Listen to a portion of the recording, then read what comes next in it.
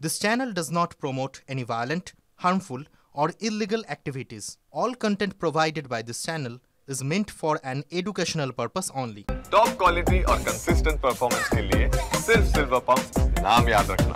প্রান্তিক লিগ্যাল সেলটা এক সময় আপনি দেখতেন, সেই সময় কিন্তু রমরমা সেভাবে ছিল না, কিন্তু তখন আপনি অভিযোগ জানানোর চেষ্টা করেছিলেন, যদি বলেন। না, পরিষ্কার করে একটা কথা বলি, আমাকে রাজ্য তৃণমূল ছাত্র পরিষদের ভাইস প্রেসিডেন্ট থাকার সময় আমাকে রাজ্য থেকে ল কলেজগুলো দেখার দায়িত্ব দেওয়া হয়, কারণ আমি নিজে ল ফ্র্যাটার্নিটি, আমি এখন পিএইচডি স্কলার।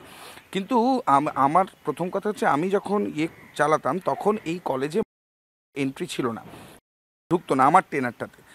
এই জন্যে আমি জানি কোথাও হয়তো এমনও হয়েছে তাকে কলেজে ঢুকতে দিচ্ছি না বলে সে উল্টে আমাকে শাসাচ্ছে, এরকম ঘটনাও আমি ফেস করেছি। কিন্তু ঠিক আছে, ওগুলো আমরা দলের অভ্যন্তরের মধ্যে মিটিয়ে নেওয়ার চেষ্টা করতাম। কোথাও গিয়ে মনে হচ্ছে এই ছোট ছোট দলের অভ্যন্তরে মিটিয়ে নেওয়ার চেষ্টাটা কিছু কিছু কারু ক্ষেত্রে প্রযোজ্য নয়, তাই এই ভয়ানক রূপ তৈরি হয়। আর তুমি যেটা বললে কমপ্লেনের ব্যাপারে, এটা বাস্তব কথা, কমপ্লেন নয়। আমি চেয়েছিলাম বরাবর ফ্রেশ ইউনিট হয়ে কলেজটা চলুক।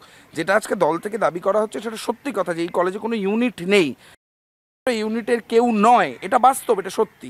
কিন্তু আমি ইউনিটের অন্তর্ভুক্ত করতে যেমন চাইনি, আমি তেমনি চেয়েছিলাম যে ফ্রেশ ছেলেমেয়েরা যাতে নতুন ইউনিট করে চলে, কারণ যেহেতু বহুদিন নির্বাচন নেই, একটা ইউনিট থাকলে কলেজ পরিচালনার ক্ষেত্রে সুবিধা হবে, সেটা দলের ক্ষেত্রেও ভালো হবে। কিন্তু আমি বারংবার ইউনিট দিই, সেটা এবার জানি না, আমিও তো দলের কর্মচারী বা দলের কর্মী, দল আমাকে যেভাবে নির্দেশ দিচ্ছে আমি ভাইস প্রেসিডেন্ট, সেইভাবে আমি কাজ করছি। এখানে দল বলতে কিন্তু আমি কখনোই মমতা বন্দ্যোপাধ্যায়, অভিষেক বন্দ্যোপাধ্যায়কে জানাইনি না, আমার সুপিরিয়রকে আমি জানাবো, এটা খুব স্বাভাবিক। সুপিরিয়ার নিশ্চয়ই কিছু ভেবেছিলেন, কেন ভেবেছিলেন সেগুলো তো আমি বলতে পারবো না। আমাকে বলা হয়েছিল যে ঠিক আছে, আপাতত যেভাবে চলছে চলুক, ইউনিট পরে হবে, তাই ফ্রেশ ইউনিটটা আর করে উঠতে পারিনি, তারপরেই আমি সাসপেন্ড হয়ে যাই। প্রান্তিক, হাওড়া নরসিংহ দত্ত কলেজ, সেখানে একটা ভিডিও আমাদের কাছে এসছে যেখানে দেখা যাচ্ছে যে এক রাজ্য স্তরের তৃণমূল ছাত্র পরিষদের নেতা, তিনি কার্যত উলঙ্গ করিয়ে ছাত্রদের সামনে বাধ্য করছেন। এই ঘটনা ঘটছে তৃণমূল ছাত্র পরিষদের অভ্যন্তরে। আচ্ছা, এটা আমি আপনার থেকেই জানলাম, মানে আমি এটা সম্বন্ধে অবগত নই একদমই। যদি এটা ঘটে থাকে, মানে আবারও, মানে এটা সত্যি আমি জানি না এটার মধ্যে কী স্যাটিসফ্যাকশান আছে। আমরা যখন কলেজে ঢুকি, আজকালকার একদম ম্যান্ডেটারি হয়ে গেছে, অ্যান্টি র্যাগিংয়ে আমরা সই করে ঢুকি। তা ধর্ষণ তো একটা চূড়ান্ত জায়গায়, র্যাগিং যে এই পর্যায়ে যেতে পারে, তুমি যেটা বলছো যে নগ্ন করা হচ্ছে, একটা পৈশাচিক আনন্দ, আমার মনে হচ্ছে কি বলো তো, দেখো, ধর্ষণ বা এই জাতীয় পৈশাচিক আনন্দ না কোনো দলের সাথে যুক্ত থাকতে পারে না। এদের মানসিকভাবে সমস্যা আছে এবং ওদের গ্রোন আপে সমস্যা আছে।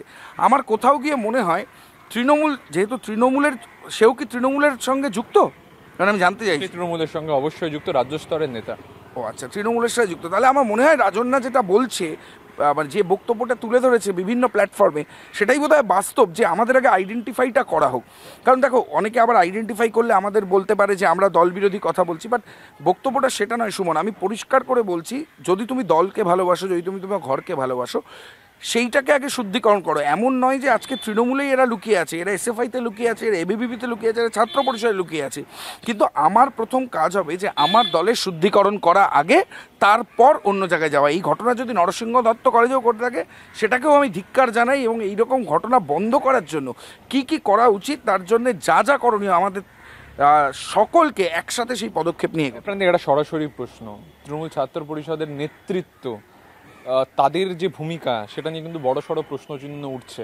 তুমি সাসপেন্ডেড, তুমি দলের সমর্থক, আমি হয়তো তোমার থেকে কড়া উত্তর কোনো পাবো না, এটা ধরেই প্রশ্ন করছি, কিন্তু তৃণমূল ছাত্র পরিষদের নেতৃত্বের যে ভূমিকা, এটা কোথাও কি আতশ কাজের চলায় চলে আসছে না? সেটা দেখো, নেতৃত্বের ভূমিকা, সেটা আমি বিচার করা কেউ নই, এটা বিচার করবে তৃণমূল ছাত্র পরিষদের নেতৃত্বের ওপরে যারা আছে তারা, এটা তারা বিচার করুক। আজকে যে পরিস্থিতি আমরা দেখতে পাচ্ছি, সেটা কিন্তু কাম্য নয়। আমি তোমাকে সুমন পরিষ্কার বলছি, এটা কাম্য নয়। এবার দেখো, একটা জায়গায় গিয়ে খারাপ যখন কিছু হয়, তখন লিডারকে সেই ব্যর্থতা নিতে হবে, এটা তো কিছু অস্বীকার করার জায়গা নেই। এবার আমি আজকে সাসপেন্ডেড, আজকে যদি আমি থাকতাম তাহলে আমাকেও এই দায়ভার নিতে হতো। কিন্তু আমি, দেখো, রাজনীতির বাইরে গিয়ে তোমাকে বলছি, আজকে কেউ যদি দায়ভার ঝেড়ে ফেলতে চায়, সেটা করা যাবে না। আমি তো আজকে তৃণমূলে সাসপেন্ড, আমি তোমাকে বলতে হতো আমার কি যায় আসে, ব্যাপারটা সেটা না। আমিও তো তৃণমূল কংগ্রেসের একটা পার্ট, এখন পদে নেই কিন্তু দলে তো আছি। বাট সেই জায়গা থেকে আমি যখন সমালোচনা করছি, বাট এটাকে কোনোভাবে ডিফেন্স করা যায় না, আগামী দিন কীভাবে ঠিক করা যায়, এই কথাগুলো বলছি, আমার মনে হয় তৃণমূল ছাত্র পরিষদের যারা স্ট্যান্ডিং নেতৃত্ব আছে, তারাও দায়ভার যাতে ঝেড়ে না ফেলে। দায়ভার ঝেড়ে ফেলতে ফেলতে আগামী দিন একটা বৃহত্তর জায়গায় ব্যাপারটা বিস্ফোরণ করে। আমি কোনো একটা নিউজ চ্যানেলে পড়ছিলাম, কোনো একটা নিউজ চ্যানেলে আমি দেখছিলাম, বা তোমাদেরই বোধহয় ফ্ল্যাশ করেছে, আমার ঠিক মনে পড়ছে না, আমি সংবাদ মাধ্যমেই দেখলাম আর কি, যে তৃণাঙ্কুর ভট্টাচার্য নাকি এরকম কথা কোনো একটা মিটিংয়ে বলছেন যে কোন জেলায় কারা আছে তাদের আইডেন্টিফাই করা হোক, কোনো একটা মিটিংয়ের মাধ্যমে এটা বলেছেন, রাজ্য স্তরের মিটিংয়ে এই ঘটনার পর। তাহলে তো আমি তো বলছি এইটাই তো আমরা বলতে চেয়েছি, যে আইডেন্টিফাই করা হোক। এতে নেতৃত্ব দায়ভার এড়াতে পারে না। নেতৃত্ব যখন একটা ঘটনা ঘটেছে, আগামী দিন কীভাবে পরিশুদ্ধ করে ব্যাপারটাকে এগিয়ে যাওয়া যায় সেই পদক্ষেপটা নিক। আর দল ওপরের যারা আছেন, মমতা বন্দ্যোপাধ্যায়, অভিষেক বন্দ্যোপাধ্যায়, যাদের দেখে আমরা দল করি, আমরা আমাদের ইমিডিয়েট লিডারশিপকে দেখে দলটা করি না সুমন। আমি বিশ্বাস করি কোনো ছাত্রই করে না, মমতা বন্দ্যোপাধ্যায়, অভিষেক বন্দ্যোপাধ্যায়কে দেখে করেন।